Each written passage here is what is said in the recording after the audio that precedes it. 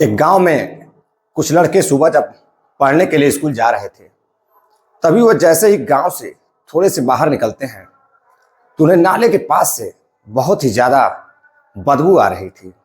अब वह बदबू बर्दाश्त करने के लायक नहीं थी।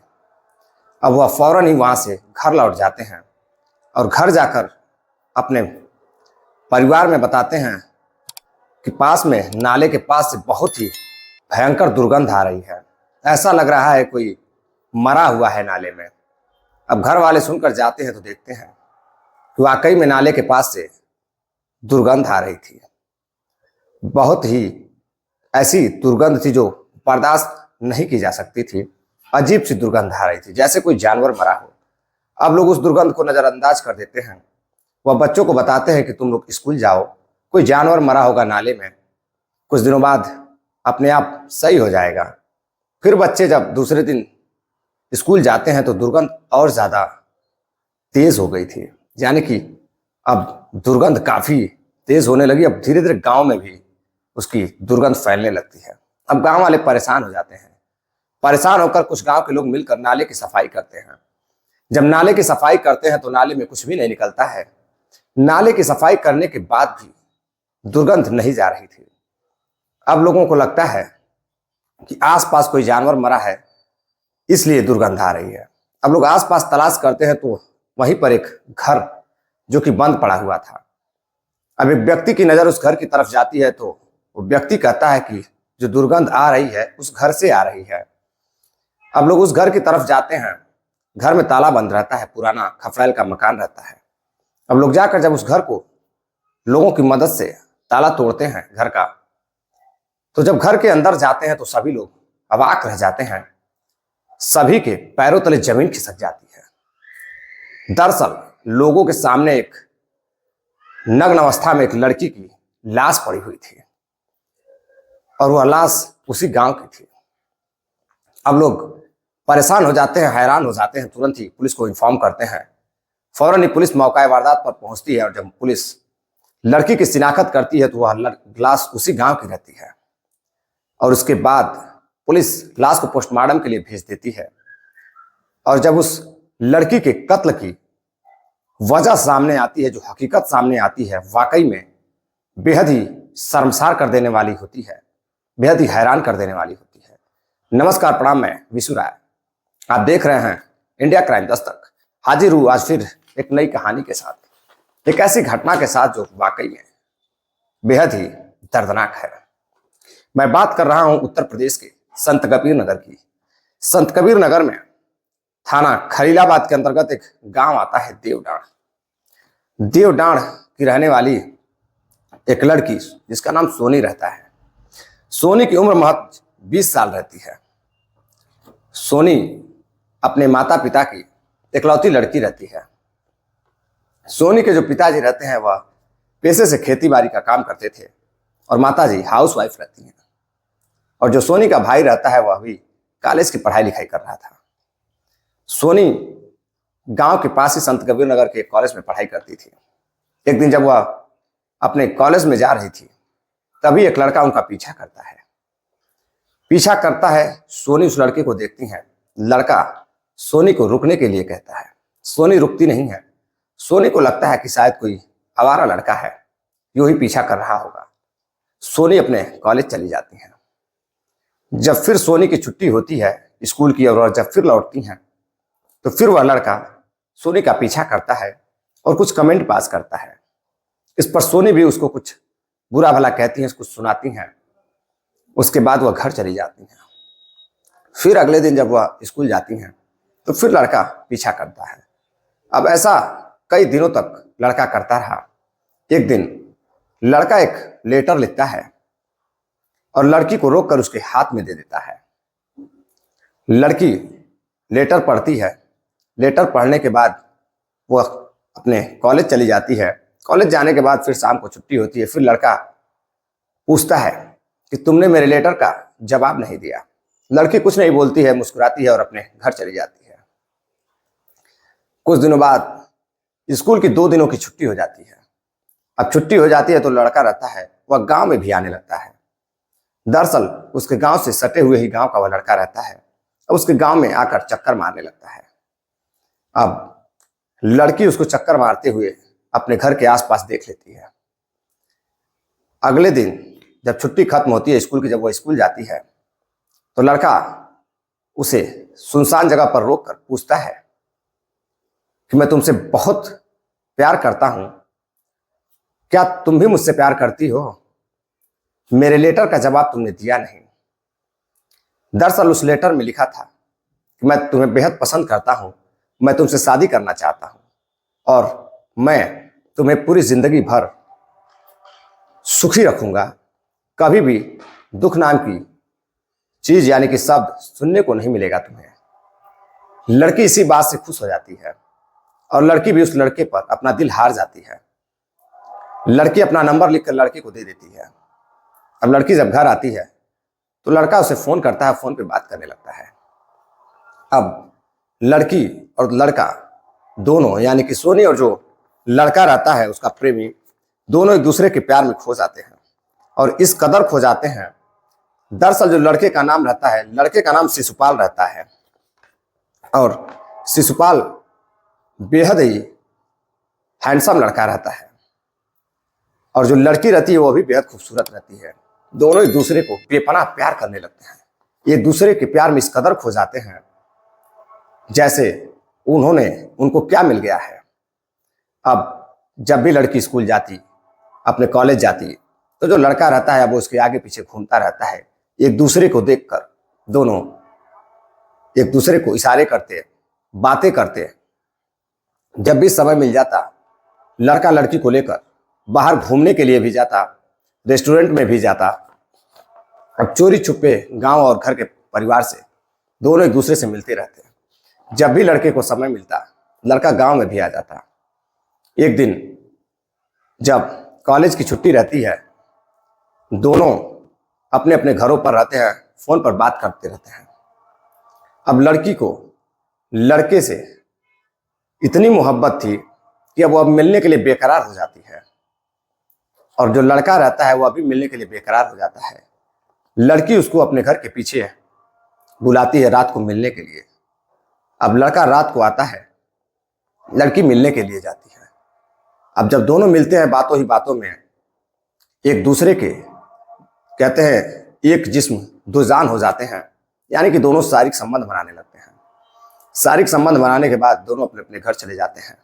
फिर एक दिन जब लड़का स्कूल पर इंतजार कर रहा था तभी जो लड़की होती है वह स्कूल पहुंचती है और वह स्कूल न जाकर लड़के के साथ कहीं बाहर चली जाती है और दोनों वहां पर एक दूसरे के साथ समय व्यतीत करते। जब शाम होती तो लड़का लाकर उसके घर के पास में छोड़कर चला जाता है और ऐसा करते हुए उसका जो पिता रहता है वह देख लेता है कि उसकी लड़की किसी और के साथ आ रही है। अब जो पिता रहता है वह सोचता है कि लग रहा है कि अब लड़की बड़ी हो गई है, आखिर ये लड़का कौन था। वह लड़की से पूछता है उसका पिता कि आखिर ये लड़का कौन था। वह कुछ जवाब नहीं देती है। अब जो लड़की रहती है सोनी, वह बेहद डर जाती है। अब वह फोन पर अपने प्रेमी से शिशुपाल से बात करती है और कहती है कि अभी तुम घर मत आना और ना ही कॉलेज आना। हम दोनों के रिश्तों के बारे में पिताजी को पता चल चुका है। अब पिताजी, लड़की के पिता, सोनी के पिता, उनको समझ आ गई थी कि अब जितनी जल्दी हो सके लड़की की शादी कर देनी चाहिए, वरना अंजाम कुछ और भी हो सकता है। अब पिताजी अपनी इज्जत बचाने के लिए फौरन ही एक शादी ढूंढते हैं और लड़की की शादी तय कर देते हैं।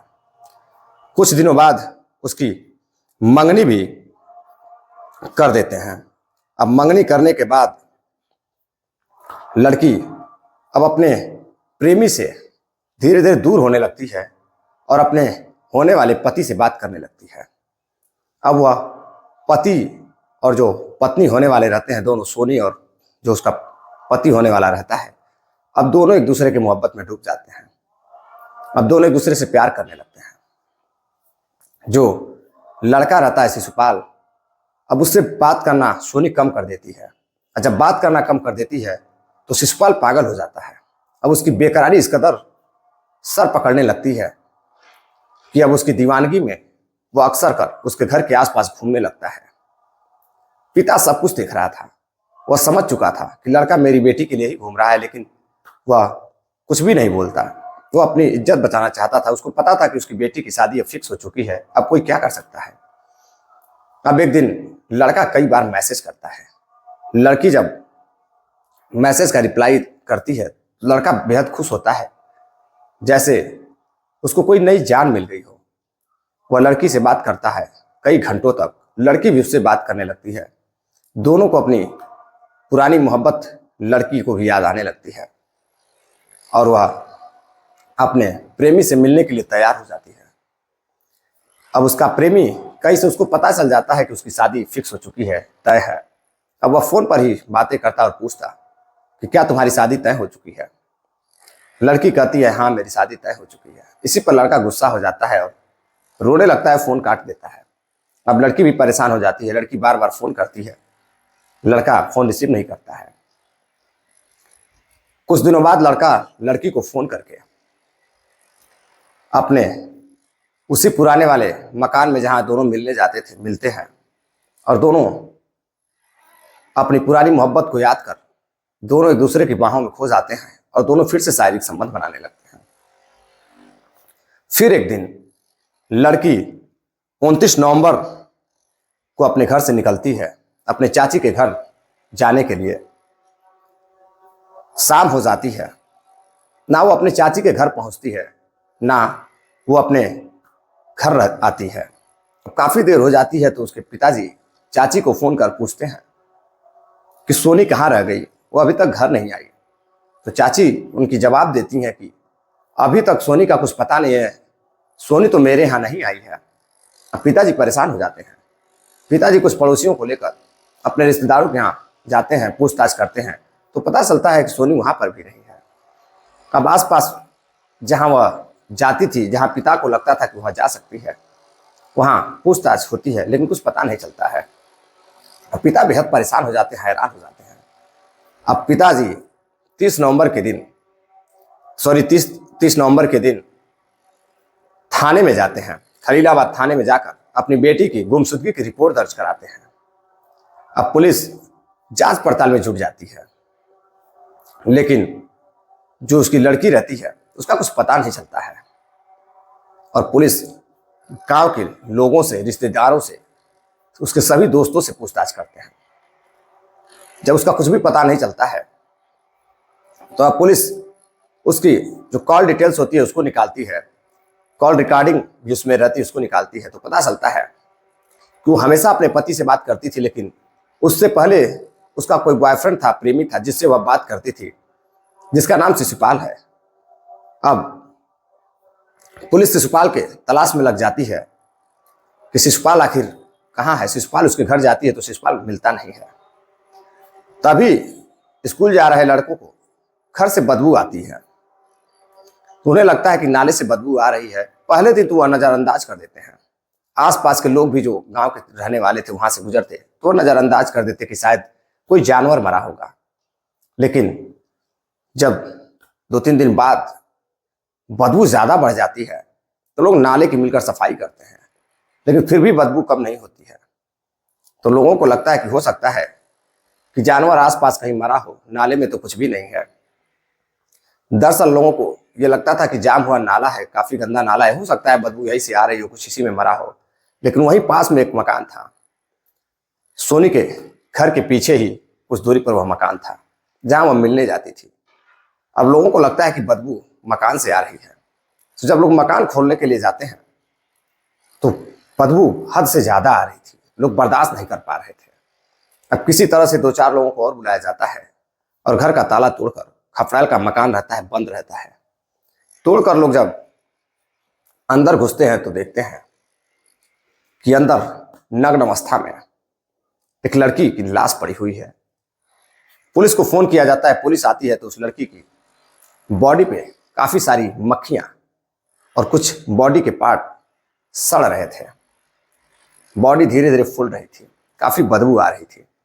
अब पुलिस शिनाख्त करती है तो पता चलता है कि यह वही लड़की है सोनी, जो घर से 29 तारीख की शाम 7:30 बजे गायब हो गई थी अपने चाची के घर जाने के लिए निकली थी, लेकिन इसका कुछ पता नहीं चला। अब पुलिस फौरन लाश को पोस्टमार्टम के लिए भेज देती है। जब पोस्टमार्टम की रिपोर्ट आती है तो वाकई में वह बेहद ही हैरान कर देने वाली रहती है। पोस्टमार्टम की रिपोर्ट में पहले लड़की के साथ बलात्कार किया गया था, उसके बाद लड़की से कई तरह से झगड़े हुए थे, हाथापाई भी हुई थी और उसका गमछे से गला दबाकर हत्या कर दी गई थी, यानी कि गमछे से गला दबाने से उसकी मौत हुई थी। अब पुलिस का जो शक रहता है शिशुपाल, वह यकीन में बदल जाता है। अब पुलिस शिशुपाल के तलाश में लग जाती है। कई जगह पुलिस छापेमारी करती है, दबिश देती है, लेकिन उसका कुछ पता नहीं चलता है। तभी मुखबिर की सूचना पर करीब 5 से 6 दिन बाद, यानी कि 5 दिसंबर को जो है, जो लड़का रहता है शिशुपाल, उसकी सूचना मिलती है कि वह कहीं एक जगह पड़ती है, कहीं जा रहा है। तो पुलिस उस जगह का नाम है तत्पार रोड। तत्पार रोड के पास जब पुलिस पहुंचती है तो देखती है कि वह बस में सवार हो रहा है। अब बस चल देती है, जैसे ही पुलिस उसे पकड़ने की कोशिश करती है, बस निकल जाती है। अब पुलिस उसके पीछे पड़ जाती है। कुछ ही दूरी पर पुलिस उसका पीछा कर बस को रोकती है और उसे गिरफ्तार करती है। गिरफ्तार करने के बाद पुलिस उसको थाने ले जाती है, उससे पूछताछ करती है कि आखिर सोनी को तुमने क्यों मारा। तो वह व्यक्ति बताता है कि उसकी शादी तय हो चुकी थी और वह मुझसे बेहद प्यार करती थी, मैं उससे शादी करना चाहता था, लेकिन जब वह मेरी बात नहीं मानी, मैंने उसको कई बार मना किया शादी के लिए, लेकिन वह शादी के लिए तैयार नहीं थी मुझसे। वह होने वाले अपने पति से बेहद प्रेम करने लगी थी। फिर मैंने उसके साथ संबंध बनाया और संबंध बनाते हुए मैंने उससे 3 सवाल पूछे। पहला सवाल था कि तुम्हारी शादी किससे तय हो रही है। दूसरा सवाल था कितनी दफा उससे मिली हो और कितनी दफा तुम्हारा उसके साथ संबंध बना है। लड़की फिर भी चुप रहती है, कुछ नहीं बोलती है, उसकी तरफ देखती रहती है। फिर तीसरा सवाल वो करता है कि तुम शादी के लिए राजी कैसे हो गई, जो कि मोहब्बत तुम मुझसे करती थी। लड़की फिर भी चुप रहती है, कुछ नहीं बोलती है। तभी लड़का गुस्सा हो जाता है और उसे थप्पड़ से मारने लगता है और मारने के बाद उसका गमछी से गला दबाकर कत्ल कर देता है और लड़की की वहीं मौत हो जाती है। और मौत होने के बाद वह लड़की को वहीं कमरे में छोड़कर नग्न अवस्था में बाहर से ताला लगाकर फरार हो जाता है। जब यह खबर गांव में आसपास फैलती है तो लोग बेहद ही हैरान रह जाते, सन्न रह जाते हैं।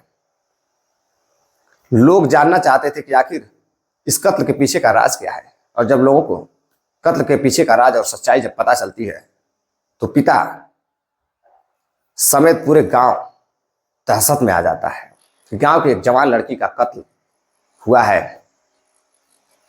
दरअसल इस कहानी को सुनाने का उद्देश्य आपको जागरूक करना है, सावधान करना है, किसी को हैरान करना या परेशान करना नहीं है। मिलते हैं एक और नई कहानी के साथ, तब तक के लिए इजाजत दीजिए। जय हिंद, नमस्कार।